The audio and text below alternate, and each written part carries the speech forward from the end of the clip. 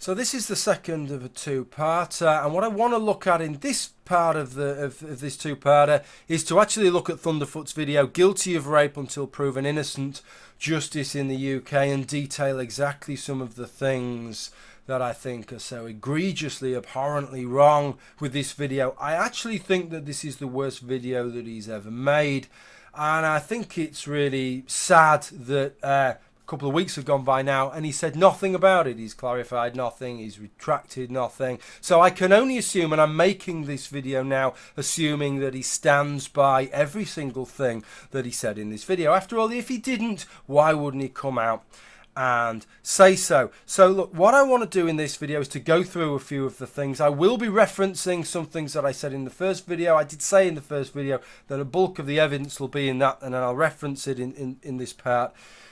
And that's the way that it's going to be. So what I first want to do, I made a very, very quick video straight after I saw Thunderfoot's video, because I was familiar with all of this. I'd stumbled across it all before. As shit as Thunderfoot's video is, Lacey Green made a video which is almost as shit, talking about rape and drunken sex. And when I was investigating to make that video and collating evidence and things together, I stumbled across all this, stumbled across the Daily Mail article, the Telegraph article, and did my little investigation then. So as soon as I watched Thunderfoot's video, I knew what it was about and I knew how wide of the mark he was. So I got a video out straight away. Now let me tell you what I think I got wrong and what I think I got right in that video that I said. I'd recorded it within 15 minutes of watching Thunderfoot's video. What I got wrong was that I think I misled people. You know, if one person says something, then I'll argue with it. But if a dozen people say something, then I'm prepared to hold my hand up and say, okay, what I said was obviously misleading there. And I misled people in as much as I gave the impression that Thunderfoot had used the term legislation, that he had said that there has been legislative change, right? That going from the presumption of innocence to the presumption of guilt is as a result of legislative change. And he never said that. And so if you feel that I gave you that impression, then I'm sorry. And if I did give that impression, I'm sorry. So this is what I think I got right, and what I still stand by, and what my position is. And it's two parts. You could say a subjective claim and an objective claim. The subjective claim, the first part, is that in actual fact, I actually think Thunderfoot does think that there is a legislative change, or at least a change in terms of the law, that the law has changed, a change that is substantially more than just this CPS toolbox, this advice that's been given out to solicitors and barristers who work for the CPS, right? There's something much more substantial than that. That is the subjective claim. And the objective claim is that I think that he says things within his video which could only come about, right, which refer to changes that could only come about through legislative change. So he didn't say there has been legislative change, but what he has said is that this has changed and that has changed, and those things that he's referred to could only come about through legislative change. So he might not have used the word legislative change, but he inextricably took his video in that direction. Now, there are two big claims, a subjective claim and a slightly more objective claim there, so I think I need to evidence them. So first, let me evidence the fact that I think that Thunderfoot in his mind thinks that there has been a change in the law, a change that is substantially greater than just dishing out a bit of advice from the Crown Prosecution services to their in-house solicitors and barristers, even though that's what it says in the press release. It says that this is what this is about. He believes that there's something more than that. So here's a couple of tweets that he made just before he released his video. The first of his tweets, Dear CPS UK, so he's actually tweeting at the Crown Prosecution Services Twitter account. Are you planning to extend guilty until proven innocent to all laws in the UK or just rape? And then the second tweet, I'm sure the CPS UK is correct. Applying guilty until proven innocent in UK law will increase the conviction rate. So he's saying that they're applying guilty until proven innocent in UK law. That sounds to me like somebody who's a little bit confused here and thinks that there has been a change in the law. Now, as a couple of people have said, actually, well, you could have a change in the law. You can have a precedent-setting case because we're a common law country. As I did demonstrate in the first video, That simply wouldn't apply here. We have a treaty commitment in the UK to the European Convention of Human Rights. There is no way beyond legislative change that you could strike down the presumption of innocence within a court. And as I also showed in the first video, the presumption of innocence only applies to the trial. It doesn't apply to the workings of the Crown Prosecution Service in investigating and compiling the case, and neither does it apply to the police in investigating the case. They're both things that I evidenced in the first of the video, so that he can only be talking here about the trial, and he's talking about a change in the law. Now let me show you a couple of other things here which give you an indication with regard to the video. First, let me play you a clip of what he says in the video. And for those who the subtlety is lost on, let me spell it out.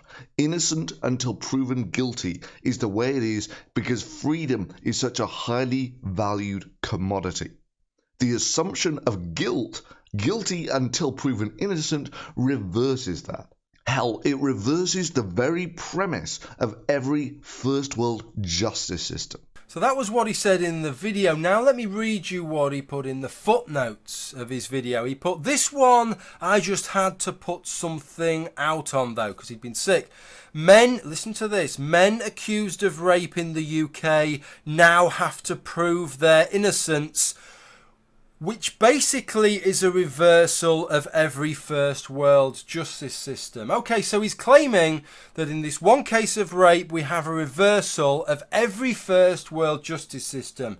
So what is it about every first world justice system that is the same with regards to the presumption of innocence, and it is what happens in the court? It's fuck all to do with what the police do. It's fuck all to do with what state prosecutors to do. It is to do with what happens in the court.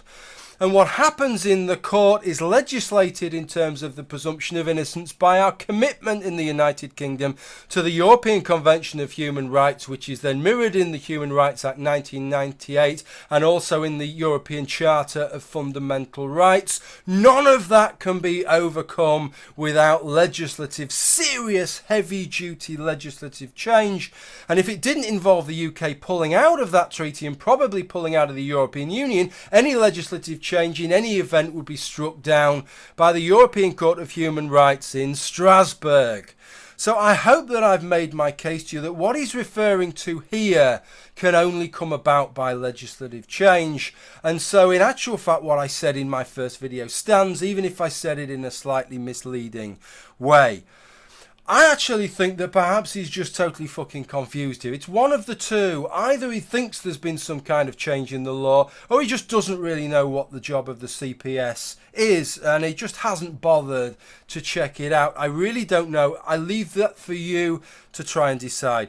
What I want to do in the rest of this video is to go through a few little bits that he has in his video. 3 bits right at the beginning, which are fundamental, and then 1 bit towards the end, and then I'll give you a sum up, and I'm going to leave it at that. Okay, so I'll play the first of the clips. I'm going to make this short and sweet.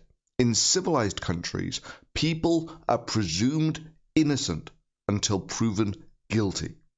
Within that light, maybe the Crown Prosecution Service should do some soul-searching about its new guilty until proven innocent toolbox for rape investigations. Well, look, maybe he does manage to keep it short and sweet, which is something that I know I failed to do. But what he's actually giving us is a 50-50 mix of hot air and bullshit.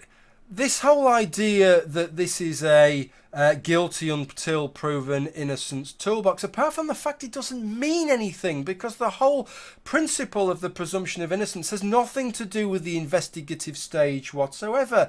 Why on earth would a prosecutor have a presumption of innocence? If they did, they'd never prosecute anybody. The CPS is very, very clear that Article 6.2 of the European Convention of Human Rights does not apply to them.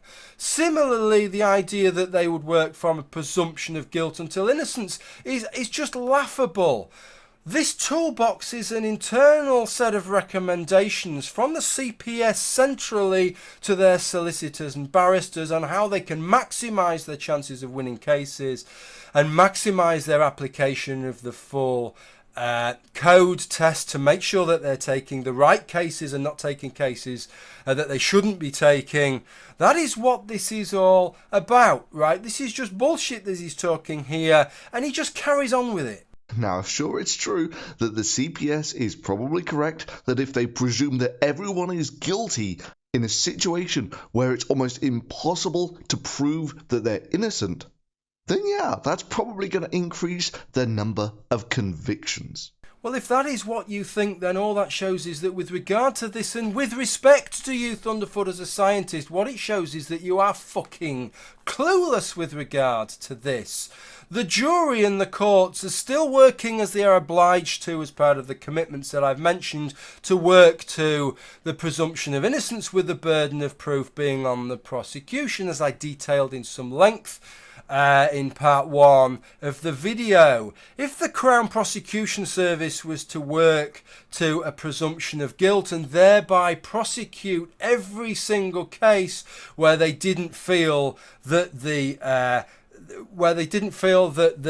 defendant could prove their innocence, then what they would end up doing is prosecuting lots and lots of cases that were entirely unwinnable. And as I showed in the first video, they have the full test code to pass. They can't keep failing that. And the independent CPS Inspectorate hold them not just to the standard of the full test code, but to a higher standard.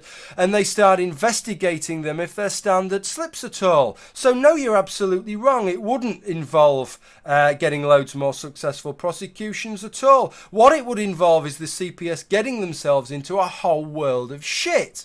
Seriously, if the only way that I can prove myself innocent is to demonstrate someone's intent, how the hell am I supposed to do that? Which is notably something the CPS doesn't bother to explain.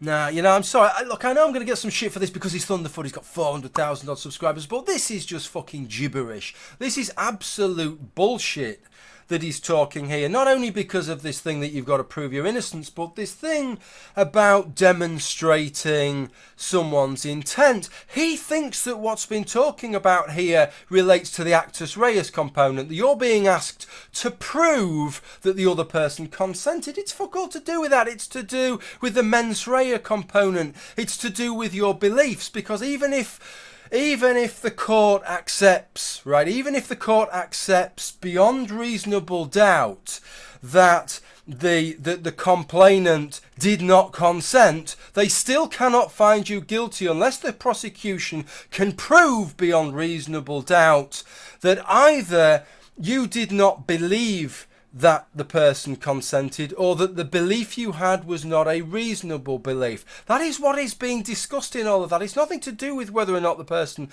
consented. It's to do with your beliefs. And that is why the police are asking these questions, not because of some sinister police state bullshit to try and catch you out. It's because it's entirely relevant to the testable components of the legislation. And that is why most police forces have been asking these questions for quite some considerable time. But as Martin Hewitt points out in the document that this article is linking to, that Thunderfoot has on there, right, there is inconsistencies amongst forces.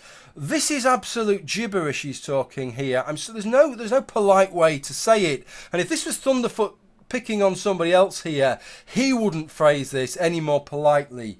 But look, I've got to play you another clip from later on in the video, because I think this is the worst video that Thunderfoot has ever made by a country mile, right? And it just grieves me that he's not come out and said something about it. But this part of the video I'm going to link you is the worst part of it. This is just the worst of the worst. It's like we've been going down the Marianas Trench, and now we're going to dip down the Challenger Deep to the very bottom of the very bottom. So just let me link you this clip, and then I'll have a few bits to say about this, you can be sure. But let me bring you up to speed on this one British justice system.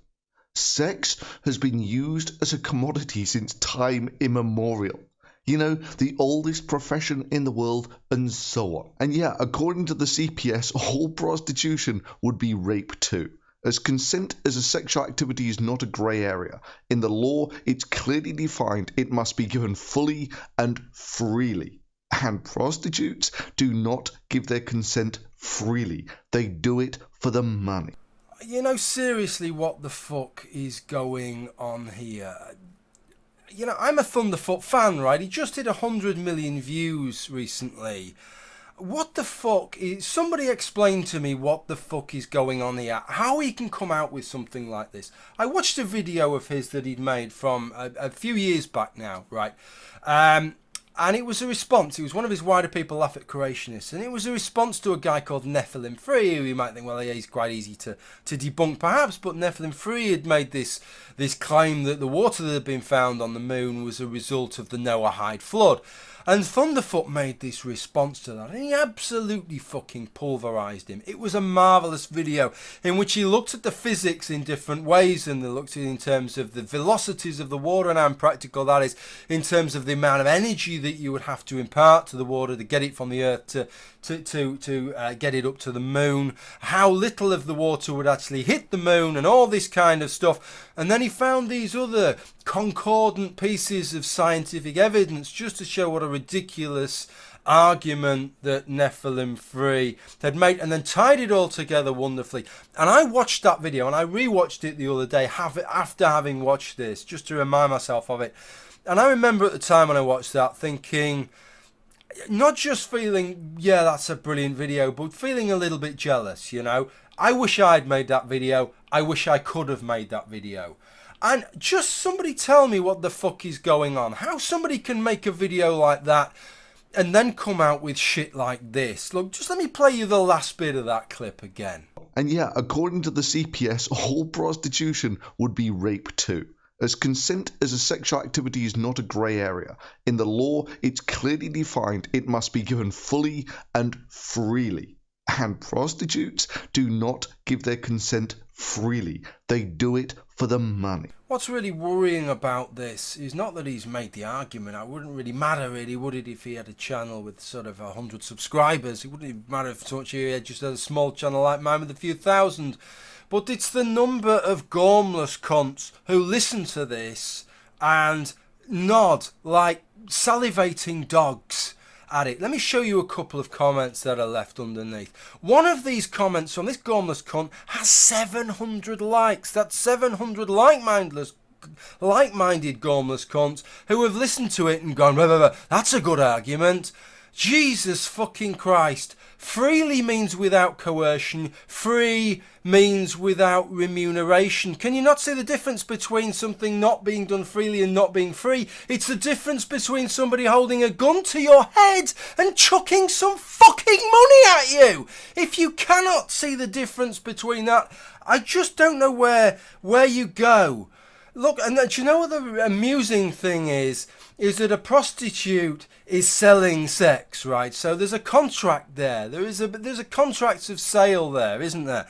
And a contract requires a couple of things. It requires not being made without duress, right? Without coercion. It requires it being made freely, and it also requires consideration on both sides. That means that for something to be a contract, something of value has to be exchanged in both directions. If I just give you something for free, then that isn't a contract. That's just a gift, and that doesn't class as a contract under English law. Something has to be given both ways. So for something to be a contract and to class as a contract under English law, it has to be made freely, but it can't be free. So if you take Thunderfoot's argument on board, you can't ever make a contract of sale in any shape or form. That is how fucking ludicrous it is, and yet 700 people thumbs up a comment agreeing with it, you know? I mean, just somebody explain how it's come to this. How is this kind of...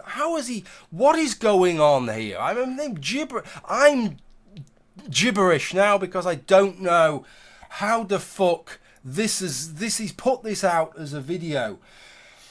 I just want to sum up here. This is the bit that, with all of this, that really depresses me. Isn't it the video's made? I'm a little bit depressed that he's not manned up and said, you know what? Anybody can have a shit video. Anybody can talk shite once in a while, and this was my turn to talk shite. Fair enough. Hold my hand up. Crap video. Right? That depresses me a bit. But what really depresses me is, as a sort of online community, we kind of pride ourselves as being very sceptical and being a community that pounces on shit. If somebody says something that's shit, we take it to task, don't we? We don't just let it slide. If it makes us cringe and we think that's a bit crap, we take it to task. which is exactly what happened with Lacey Green's rape video about drunk sex and all that lot. Everybody took that to task. I took it to task. A lot of other people took that to task and didn't just let it go.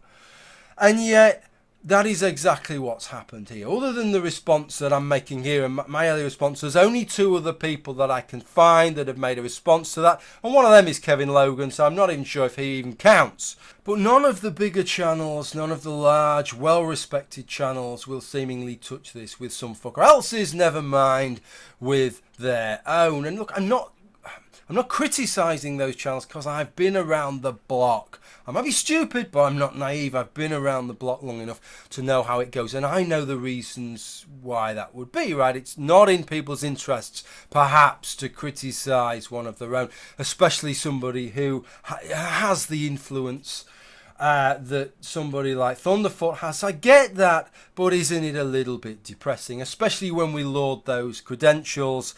And it just seems as if it's like, you know, you watch something like this and then everybody's looking the other way and whistling and going out shopping for the afternoon. But they'll make sure they're back next week when Steve Shives makes a shite video about rape or something like that. They'll be sure to get their skeptics caps on then. But seemingly, if it's somebody who's generally on our side of a lot of these arguments, as Thunderfoot is, with regard to censorship and regard to some of the excesses of the SJW community, that we just can't say anything, can we? Because we all kind of know that there's some trigger-happy subs out there who are just going to, if you just say anything that's going to cross them, they're going to unsubscribe from you. And so we all kind of live in fear of that. That isn't a healthy way, is it? A much healthier way would be if we can just openly criticise one another, because we all fuck up from time to time. And if we can't call each other out for that, then what the fuck does that say about us? I think that's pretty much all that I wanted to say now. I just want to know, is there anybody else there that can throw me a fucking bone and say that they find that as depressing as I do? Really. Okay, so thank you for watching. If you are still subscribed at the end of this video, I hope to see you in the next video. Bye for now.